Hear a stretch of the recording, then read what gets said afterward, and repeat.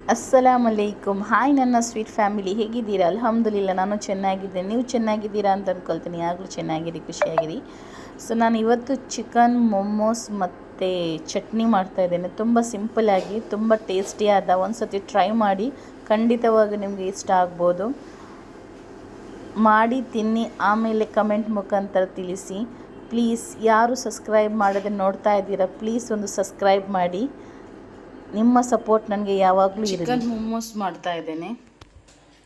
So ನೋಡಿ, ಚಿಕ್ಕ ಚಿಕ್ಕ ತುಂಡು ಚಿಕನ್ ಮಾಡಿದ್ದೇನೆ ನಾನು. ನೀವು ಬೇಕಾದರೆ ಮಿಕ್ಸರಲ್ಲಿ ಸಿಂಗ್ ಅಂತ ಮಾಡ್ಬೋದು.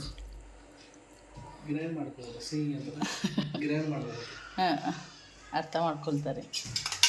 ಆಮೇಲೆ ಒಂದು ದೊಡ್ಡ ಈರುಳ್ಳಿ ಕಟ್ ಮಾಡಿದ್ದೀನಿ, ಸಣ್ಣ ಸಣ್ಣಾಗಿ ಕಟ್ ಮಾಡಿ. ಸ್ವಲ್ಪ ಕೊತ್ತಂಬರಿ ಸೊಪ್ಪು, ಸ್ವಲ್ಪ ಸೋಯಾ ಸಾಸ್, ಆಮೇಲೆ ಅರ್ಧ ಚಮಚದಷ್ಟು ಜೀರಿಗೆ ಪುಡಿ, ಅರ್ಧ ಚಮಚದಷ್ಟು ಕೊತ್ತಂಬರಿ ಪುಡಿ, ಒಂದು ಕಾಲು ಚಮಚದಷ್ಟು ಗರಂ ಮಸಾಲೆ ಪುಡಿ, ಆಮೇಲೆ tomato sauce, chilli sauce, schezwan sauce, soya sauce, ಆಮೇಲೆ ರೆಡ್ ಚಿಲ್ಲಿ ಸಾಸು, ಆಮೇಲೆ ಸ್ವಲ್ಪ ಮೆಣಸಿನ ಹುಡಿ, ರುಚಿಗೆ ಬೇಕಷ್ಟು ಉಪ್ಪು, ಸ್ವಲ್ಪ ಹಳದಿ ಹುಡಿ. ಇದನ್ನೆಲ್ಲ ಚಿಕನ್ಗೆಲ್ಲ ಒಟ್ಟು ಹಾಕಿ ಒಳ್ಳೆಯಿಂದ ಮಿಕ್ಸ್ ಮಾಡ್ಕೊಳ್ಳಿ. ಎಷ್ಟಾಗುತ್ತೆ ಅಷ್ಟು. ಮತ್ತು ಸ್ವಲ್ಪ ಎಣ್ಣೆ ಹಾಕಬೇಕು. ಎಣ್ಣೆ ಹಾಕಿದರೆ ನಾನು ಆಲ್ರೆಡಿ 1 ಚಮಚದಷ್ಟು.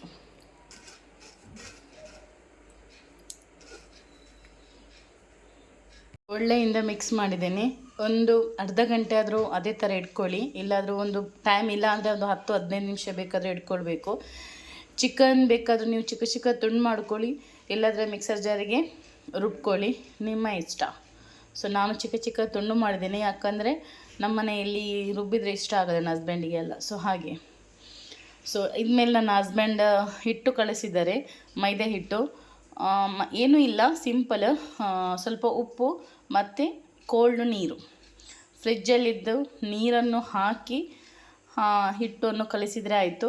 ನೀವು ಚಪಾತಿ ಹಿಟ್ಟು ಯಾವ ಥರ ಕಲಿಸ್ತೀರಾ ಸೇಮ್ ಅದೇ ಥರ, ಏನೂ ಇದಿಲ್ಲ. ಒಂದು ಅರ್ಧ ಗಂಟೆ ಮುಚ್ಚಿಡಿ. ಆದರೆ ಒಂದು ಮಾತ್ರ ನೆನಪಿಟ್ಕೊಳ್ಳಿ, ಕೋಲ್ಡ್ ನೀರಲ್ಲಿ ಕಲಸಿ, ಚಪ್ಪೆ ನೀರಲ್ಲಿ ಕಲಿಸ್ಬೇಡಿ, ಬಿಸಿ ನೀರಲ್ಲಿ ಕಲಿಸಬೇಡಿ, ಕೋಲ್ಡ್ ನೀರಲ್ಲಿ ಕಲಸಿಬೇಕು. ಉಪ್ಪು, ಮೈದಾ ಹಿಟ್ಟು, ಕೋಲ್ಡ್ ನೀರು ಇಷ್ಟೇ. ಇದನ್ನು ಕಲಸಿ ಅರ್ಧ ಗಂಟೆ ಇಟ್ಟುಬಿಡಿ. ನಮ್ಮ ಸ್ಟೈಲಲ್ಲಿ ನಾವು ಮಾಡ್ತಾಯಿದ್ದೇವೆ ಮೊಮೋಸ್. ನಿಮಗೆ ಯಾವ ಥರ ಮಾಡಬೇಕು ಆ ಥರ ನೀವು ಮಾಡ್ಕೊಳ್ಳಿ. ರೌಂಡ, ಉದ್ದನ, ಯಾವ ಥರ ನಿಮಗೆ ಈಸಿ ಆಗುತ್ತೆ ಸೊ ಆ ಥರ ಮಾಡಿ. ಇದು ನನ್ನ ಹಸ್ಬೆಂಡ್ ಇದು ಸ್ಟೈಲಲ್ಲಿ ಮಾಡ್ತಾಯಿದ್ದಾರೆ.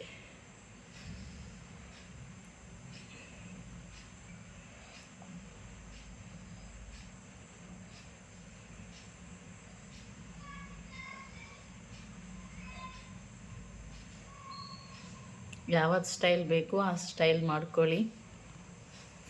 ಮತ್ತೊಂದು ಮಾಡಿ ತೋರಿಸ್ತಾರೆ, ಕನ್ಫ್ಯೂಸ್ ಆಗುತ್ತೆ. ಸ್ವಲ್ಪ ಇಡ್ಲಿ ಪಾತ್ರೆಗೆ ಸ್ವಲ್ಪ ಎಣ್ಣೆ ಹಚ್ಕೊಂಡಿದ್ದೇನೆ. ಈ ಥರ ಬೇರೆ ಬೇರೆ ಮಾಡಿ ಇಟ್ಕೊಳ್ಳಿ, ಅಂದರೆ ಒಂದಿಗೆ ಒಂದು ಜಾಯಿಂಟ್ ಮಾಡಬೇಡಿ, ಅದು ಅಂಟಾಗುತ್ತೆ ಮತ್ತು ನಿಮಗೆ ತೆಗಿಲಿಕ್ಕೆ ಕಷ್ಟ ಆಗುತ್ತೆ.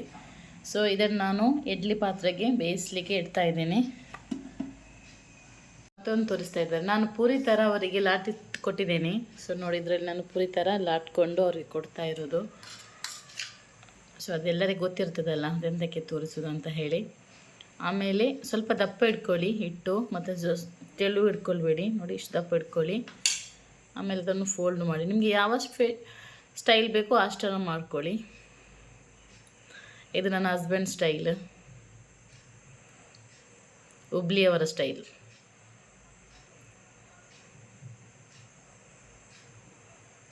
ಬರೋಬರ್ ಪ್ಯಾಕ್ ಒಂದೇ.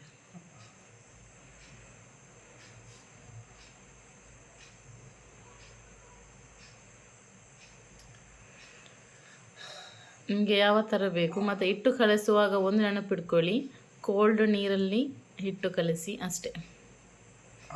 ನೋಡಿ, ನೋಡಲಿಕ್ಕೆ ಸಹ ಒಳ್ಳೆ ಉಂಟು, ತಿನ್ನಲಿಕ್ಕೆ ಸಹ ಒಳ್ಳೆ ಆಗ್ತದೆ. ಅದು ಇಡ್ಲಿ ಪಾತ್ರೆಗೆ ಇಡ್ತಾ ಇದ್ದೇನೆ ನಾನು. ಅವರಿಗೆ ಲಾಟಿ ಕೊಡಬೇಕು, ಈಗ ಒಂದೊಂದು ಲಾಟಿ ಕೊಡ್ತಾ ಇದ್ದೇನೆ ನಾನು. ನೋಡಿ, ನನ್ನ ಹಸ್ಬೆಂಡ್ ಬೇರೆ ಬೇರೆ ರೀತಿಯಲ್ಲಿ ಮೊಮ್ಮೋಸನ್ನು ರೆಡಿ ಮಾಡಿದ್ದಾರೆ. ಯಾವ ಯಾವ ಫ್ಯಾಷನ್, ರೌಂಡು, ಉದ್ದ, ಅದು ಇದು ಯಾವುದೆಲ್ಲ ಯಾವ ಸ್ಟೈಲ್ ಬೇಕಾದರೂ ಮಾಡ್ಬೋದು. ಬಟ್ ತಿನ್ನಲಿಕ್ಕೆ ಟೇಸ್ಟ್ ಇದ್ದರೆ ಸಾಕು ಅಷ್ಟೇ.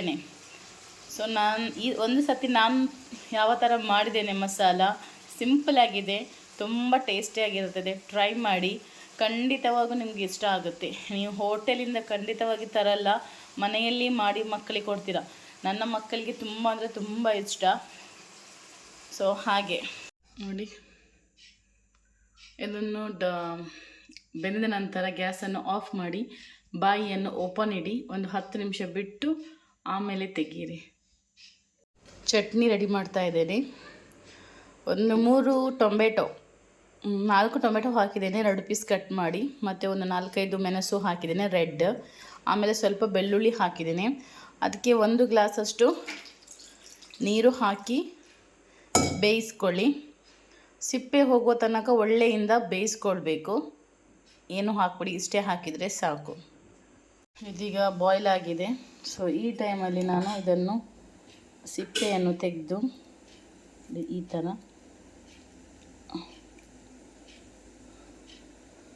ತೆಗಿತಾ ಇದ್ದೇನೆ. ಆಮೇಲೆ ಇದನ್ನು ಮಿಕ್ಸರ್ ಜಾರಿಗೆ ಹಾಕ್ತಾಯಿದ್ದೀನಿ. ಎಲ್ಲವನ್ನು ತೆಗೆದು ಮಿಕ್ಸರ್ ಜಾರಿಗೆ ಹಾಕಿ ಸಣ್ಣಾಗಿ ರುಬ್ಕೊಳ್ಳಿ. ಚೆನ್ನಾಗಿ ರುಬ್ಕೊಂಡಿದೆ.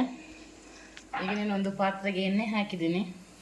ಅದಕ್ಕೆ ಸ್ವಲ್ಪ ಬೆಳ್ಳುಳ್ಳಿ ಚಿಕ್ಕ ಕಟ್ ಮಾಡಿ ಹಾಕ್ಕೊಳ್ಳಿ. ಆಮೇಲೆ ನಾವು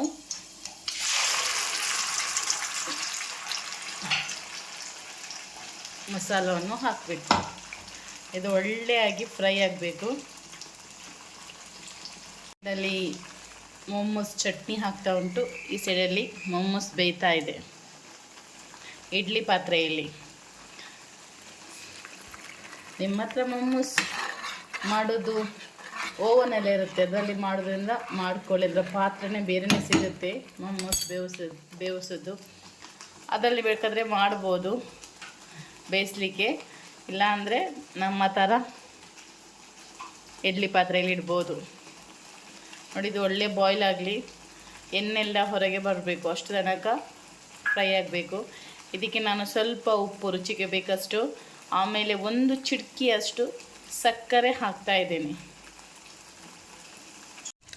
ಉಪ್ಪು ಮತ್ತು ಸ್ವಲ್ಪ ಸಕ್ಕರೆ ಹಾಕಿದ್ದೀನಿ.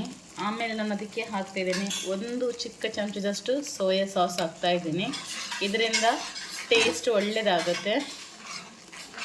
ತುಂಬ ಒಳ್ಳೆಯಿಂದ ಮಿಕ್ಸ್ ಮಾಡ್ಕೊಳ್ಳಿ.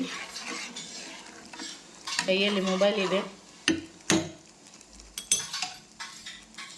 ಈಗ ಚಟ್ನಿ ರೆಡಿ ಆಯಿತು. ತುಂಬ ಟೇಸ್ಟ್ ಆಗಿರುತ್ತೆ ಚಟ್ನಿ. ಒಂದು ಸತಿ ಟ್ರೈ ಮಾಡಿ ಆಯಿತಾ. ಎಷ್ಟು ದಪ್ಪ ಇದ್ದರೆ ಸಾಕು. ಈ ಗ್ಯಾಸನ್ನು ನಾನು ಆಫ್ ಮಾಡ್ತೇನೆ. ನೋಡಿ, ರೆಡಿ ಆಯಿತು. ಗ್ಯಾಸನ್ನು ಆಫ್ ಮಾಡ್ತೇನೆ. ನೋಡಿ, ನಮ್ಮ ಬಿಸಿ ಬಿಸಿ ರೆಡಿ ಆಯಿತು ಚಿಕನ್ ಎಂತ ಮೊಮೋಸ್. ಆಮೇಲೆ ಚಟ್ನಿ ತುಂಬ ಈಸಿಯಾಗಿ ಬಂದಿದೆ ನೋಡಿ. ಇದನ್ನು ಹಸ್ಬೆಂಡ್ ಶೇಪು ಬೇರೆ ಬೇರೆ ಕೊಟ್ಟಿದ್ದಾರೆ, ಒಂದೊಂದು ಶೇಪ್ ಅಲ್ಲ, ಬೇರೆ ಬೇರೆ ಶೇಪು ಕೊಟ್ಟಿದ್ದಾರೆ. ತುಂಬ ಟೇಸ್ಟಿ ಆಗುತ್ತೆ. ಟ್ರೈ ಮಾಡಿ ಒಂದು ಸತಿ.